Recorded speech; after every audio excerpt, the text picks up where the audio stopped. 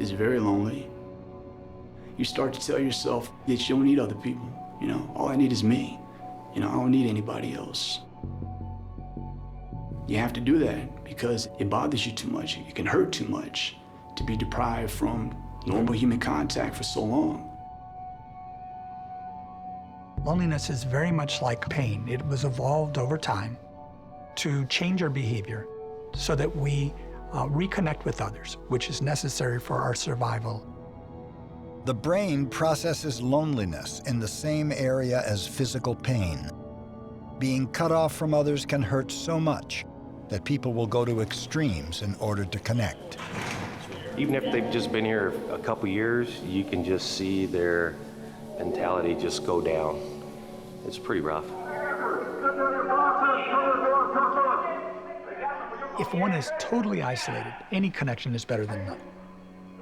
People are willing to do negative things so that the others respond to them when they feel lonely. Being ignored is so painful. It's better to be treated badly by someone than to be ignored by someone.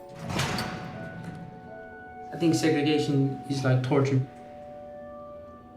I ain't afraid to say it. Sometimes I'd fragment and just cry, you know? It hurts. When you move into a cell, you'll look on the floor and you'll see where the cement's worn out from the last person that did the same thing you're gonna be doing. Walking back and forth from the bunk to the door, bunk to the door. You'll just notice there's a pattern in the cement where turn, turn, turn. It's crazy. You know that there was just a lot of worry, a lot of pain, ache, anticipation. When you're out there in society, when you walk up to a friend, you shake his hand or you give him a hug or you put your arm around him and you walk around and you talk. When you're in here, you ain't getting none of that. It does break something inside of you. Like you're starved for touch, for that connection. This hunger is rooted in a biological drive to connect with each other in ways that often go unnoticed in everyday life. If you've ever watched people when you're in a crowd, individuals are clearly walking by themselves. Even though they're walking next to someone else, they're walking at a different pace, their arms are doing different things, there's no synchrony across those individuals. If you also notice though, sometimes you see people meet and magic happens.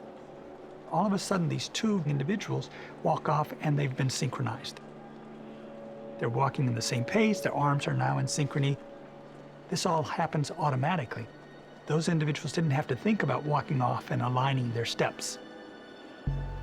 We're equipped by nature to have this synchrony and this resonance with other individuals. These innate connections exist not only in humans, but also in the natural world. And new science suggests humans and animals alike depend on others not just for care and comfort, but for survival itself.